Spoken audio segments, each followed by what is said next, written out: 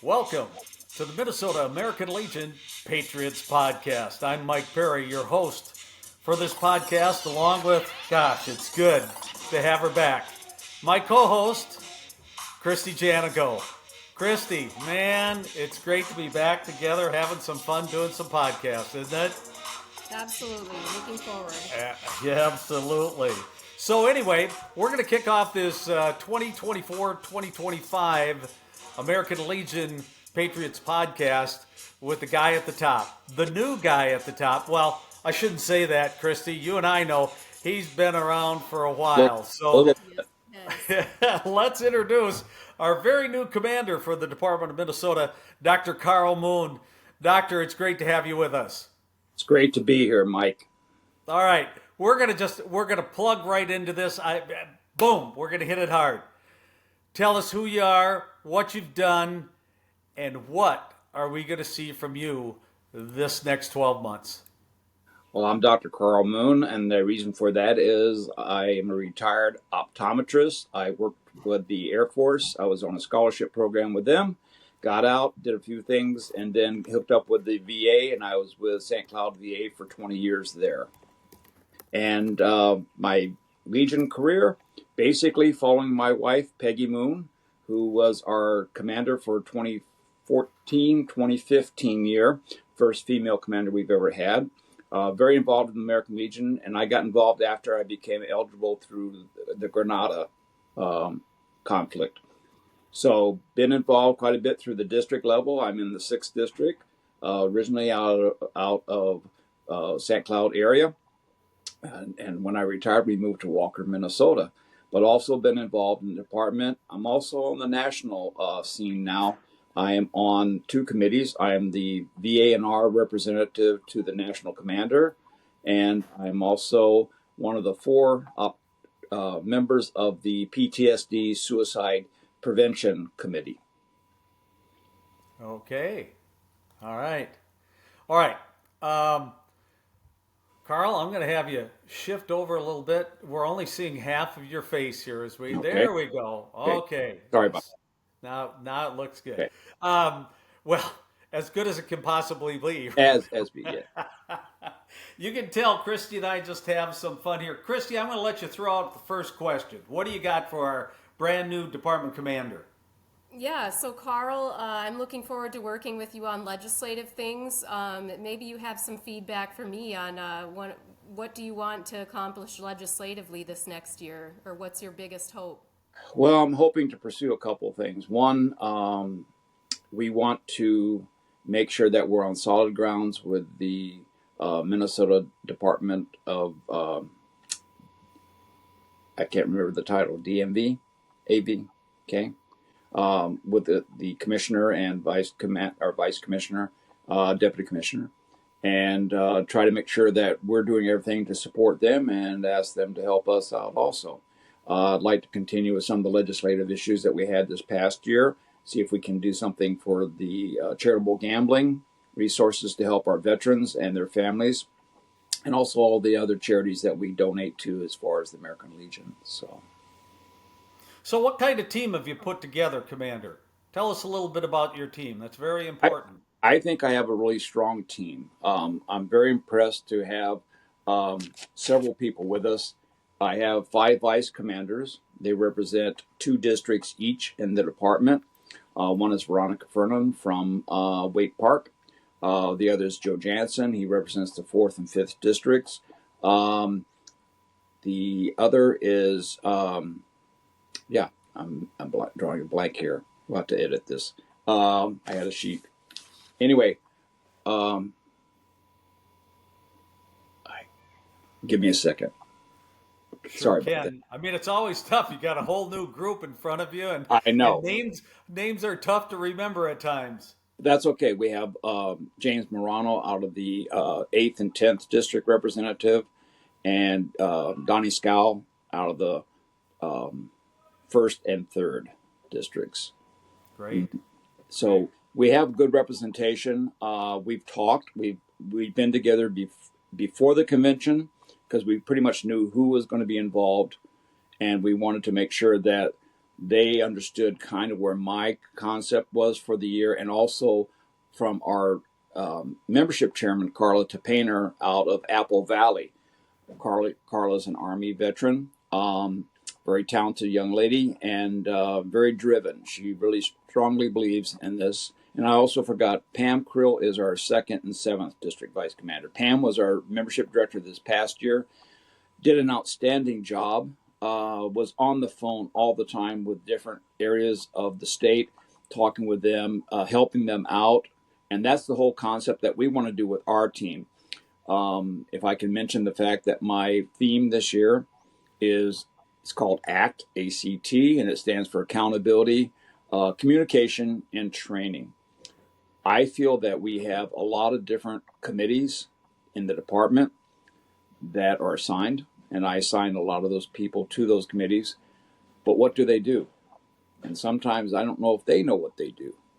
So what I'm going to make sure is that our department committees understand their responsibilities to not only the districts, but to any posts that are having difficulties. I want them to know what their job is. I also want to make sure that our membership team, the vice commanders that I mentioned, are aware of what their responsibilities are to the districts also. They need to do some training on the responsibilities of their officers, but also education. And I think that's the key to everything. We need to know more about what we are doing to help veterans. The districts have a better boots on the ground response to the different posts within this department, within the state. And we want them to be successful, not just in membership, but in providing the programs and benefits to the veterans so that they know what they have available to them. Very good. Oh, by the way, I forgot to say, Kristy, you're now a district commander, aren't you? That's right. I'm commander in the 10th District. Really excited about my project, which is every third Saturday. That organization helps justice-involved veterans and homeless veterans. And I understand that Dr. Moon's project also relates to part of that population. So I'd love for our viewers to learn more about your project, if you're willing. Yes. Well, I attended a Boys State conference this year for the first time, and was blown away, just blown away with how these young men operate, how they coordinate with each other, how they grow, how they learn. And they had a speaker. His name was Hank Shea. We call him Hank. His name is Henry Shea. He's a federal prosecutor. His son was a past boys governor for Minnesota. He was also national president, and he also won the oratorical contest. He went on from there, decided that his calling was to be a Jesuit priest. So his father and family have been extremely involved, and they have a program called the Veterans Defense Project. And this is to provide education and training to creating veterans treatment courts, sentencing guidelines as for alternate options. And we started in Minnesota, and they want to expand this to the nation. But the Veterans Defense Project, along with the American Legion Department of Minnesota, were very instrumental in enacting the Veterans Restorative Justice Act in Minnesota, and that became law in 2021. The funds that we collect, and I'm hoping to raise $60,000 for this program. And to tell you how dedicated Mr. Shea is, he had received a matching grant from Home Depot, and they said, "As we'll give you $13,000 matching fee." And Hank told me, he said, "If I can't raise $13, I myself will write a check for $13,000." So when I told him that we're going to try to raise $60,000, he was very appreciative. And we're also going to have them come to our fall conference and present their program. Right now, Minnesota is the only one that has this program. And unfortunately, it's mostly in the metropolitan area. And what we want to do, and what Hank wants to do with their program, is to expand this and provide for rural Minnesota, where there's basically less opportunities for this kind of system. So the fees that are incurred, and hopefully we'll be able to help with that, is to pay for programs to educate judges, lawyers, court personnel, and even medical personnel as far as what's available to help veterans who unfortunately have entered the justice system for minor offenses. We're not talking criminal offenses here, we're talking minor offenses, to help get them back on their feet, to help them become productive citizens, and also to help them be a stronger family. So that's what we kind of want to do, is help these veterans. A veteran is a veteran is a veteran. So That makes me so happy to hear you say that, because as a team member for the 4th District Veterans Treatment Court, Hennepin County, and a CVSO there, I've seen the need that exists in the court, and I'm so appreciative that you're stepping forward to support equal access for veterans across the state. The American Legion's also done a lot of work with their Minnesota Veterans Assistance Fund in our courts, and so hopefully more veterans will have access to that as well. It really is giving people a second chance. it is. And I know that one state has already adopted the program from the initial program that it was, and that's Nebraska. And so what we're hoping, and what Hank is hoping, is that we will be able to expand this nationwide eventually. But we're going to be the model for this, and I'm very proud to help. That's great. So, we always talk about in the past all of our younger veterans that are out there that seem, I can't say it's reluctant, but they just don't join like, my father did and like I did. How do we, in your mind, Commander, how do you move forward on that? Well, and we understand that with families, children, programs, school, and everything going on, there's a lot. And to pull away and have to get involved with another organization sometimes seems daunting. But I think our responsibility is to provide the education of the benefits that the American Legion offers, not to just the veteran, but also the veteran's family. We want to make sure that they are aware of the GI Bill, that they are aware of medical programs that the VA offers for veterans. And so we want to let them know the benefits of joining an organization such as the American Legion. And again, we do appreciate the fact that they have young families, they got responsibilities, they want to go play ball on the weekend, they want to do a lot of other things. And I think eventually you're going to find a niche. You're going to find something that clicks with you, that the Legion does, and that hopefully can not just benefit you, but other veterans too. Mm-hmm. Great. But it's education. It's just education. We talk about family, the Legion family. Family. Can you talk about the integral parts of the Legion family? Well, the primary thing is that we all belong to the American Legion. Mm-hmm. And our auxiliary Legion is a strong supporter, and that's mostly wives and spouses. I happen to be an auxiliary member now because I am married to a military person, and so we have more men getting involved. So it's not just the ladies anymore, but we have a lot of support from them. They do a lot of our programs and raise lots of money for us. The other one that is an integral part of the American Legion is the Sons of the American Legion. These are veterans that have not served, but they have family members who qualify them for that. A father, mother, grandparents who have served. And these young men, and I say young because they're younger than me, most of them, do so much to support the American Legion, raise funds for child welfare programs, and are just a very strong support system for the American Legion. Plus, they're a little better shape than we are, so they can get around, do things that we don't do as well. And the other component is the American Legion Riders, which am proud to say my wife, when she was commander, was responsible for getting them their charter for Minnesota. Right. And at first, you say bikers and people think of, a lot of roughnecks and drinkers and things like that. Not that they don't have a drink now and then, but not when they're riding.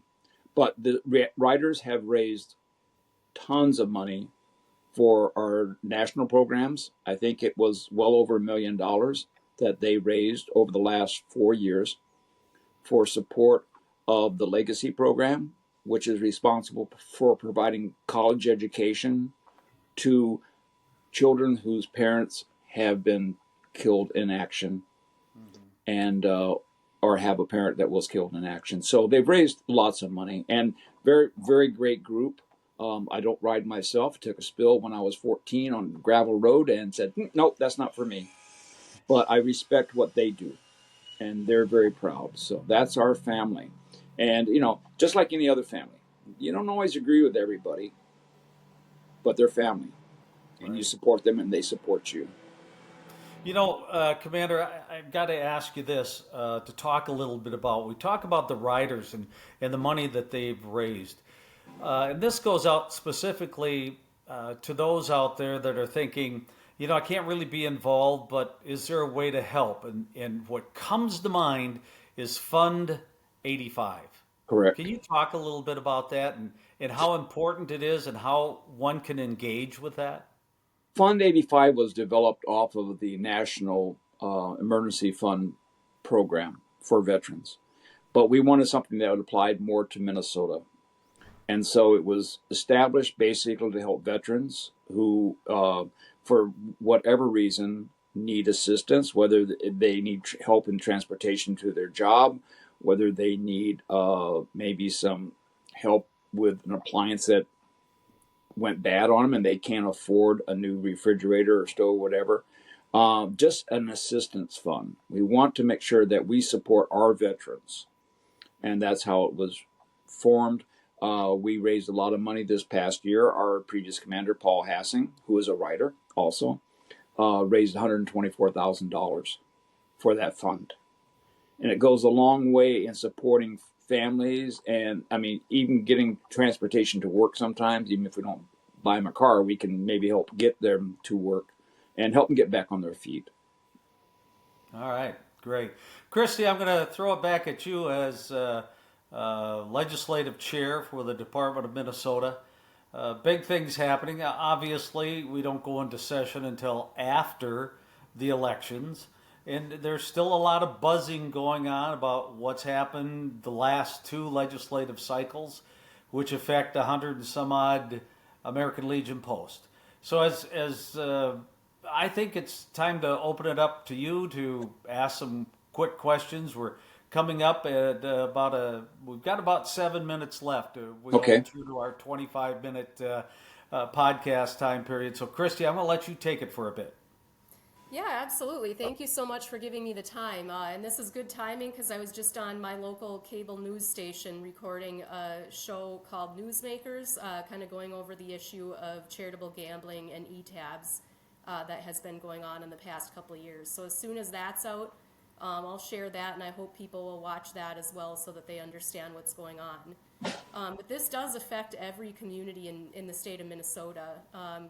Whether you realize it or not, the charities in your community, maybe even your children in their youth sports programs, often are recipients of this charitable gambling funding. There are many different entities who have charitable gambling, including 190 some posts in the American Legion, your local JCs, Lions, some bars and restaurants, youth sports associations, fire relief associations, all have charitable gambling to be able to fund their individual missions.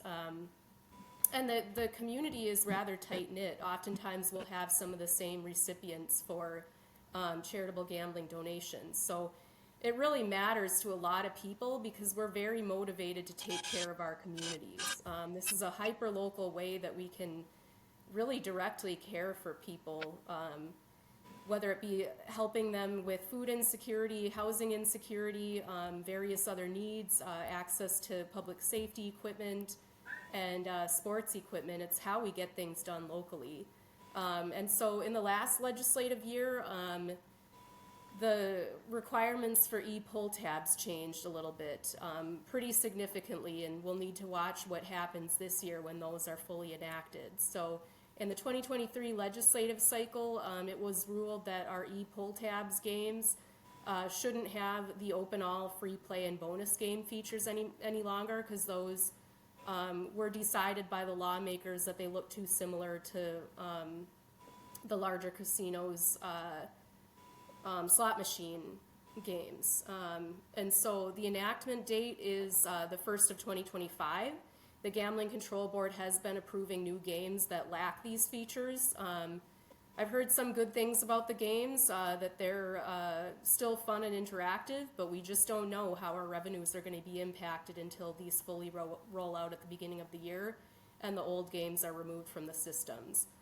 So the idea behind the 2024 legislative cycle was, if we truly are going to be dealing with significant losses in revenues because the games are less fun, they're slower, then how can charities across Minnesota be made whole?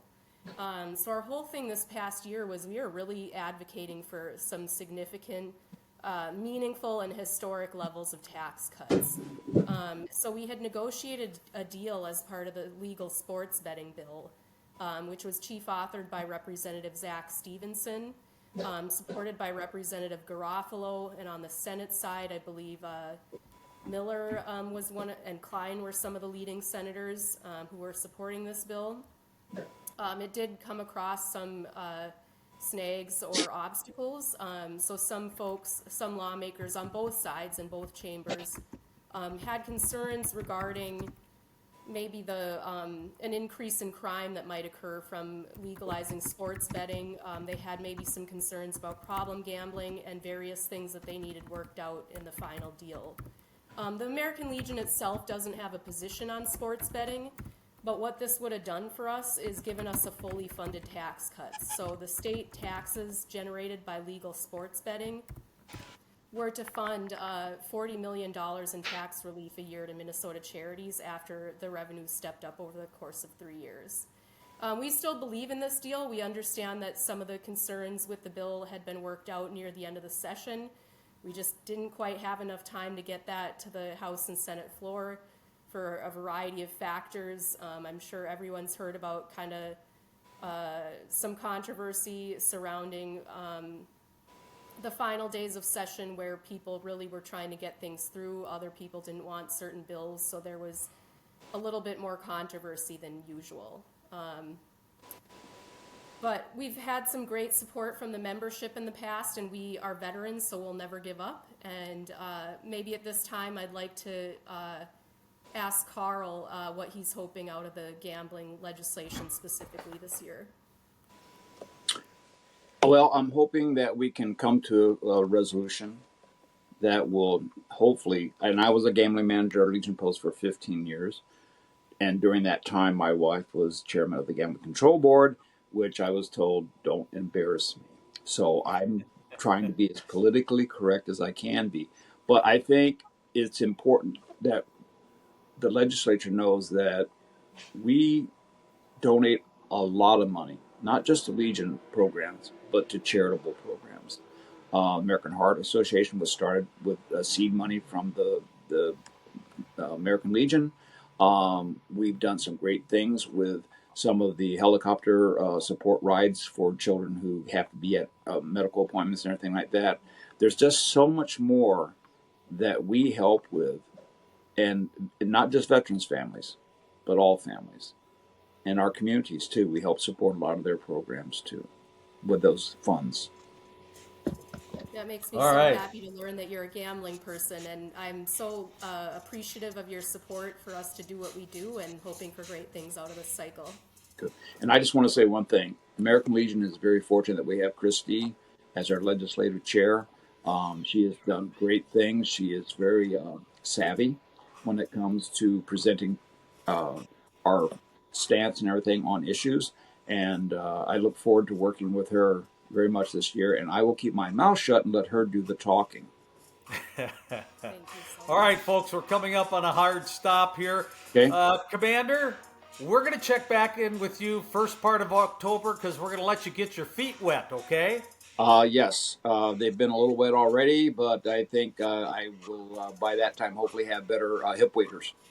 All right, sounds good. We've been speaking with the new 2024-25 Minnesota American Legion Department Commander, Dr. Carl Moon. Kristy, it's great to see you. Thanks for being back in the wheelhouse with me as we move forward on these podcasts. I'll be talking to you later. You've been listening to the American Legion Patriots Podcast.